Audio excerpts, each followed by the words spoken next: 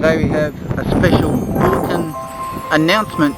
Australian Open set to begin on February 8th. And this video is going to be in 3 parts. First I'm going to go through the details that were announced. The Australian Open will go ahead but has been pushed back, set for a start date of February 8th.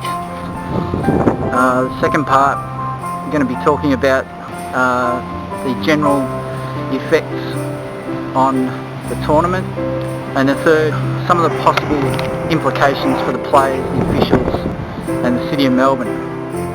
I'm the bloke who walks. Let's go.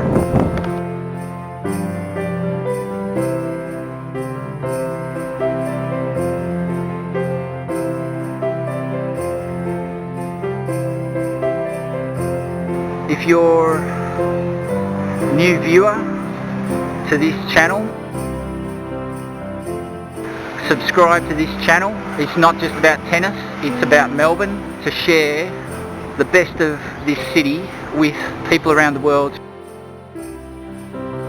The personality and culture of Melbourne is premium on this channel. I'd encourage you to subscribe to this channel. It's not just about tennis, it's about Melbourne,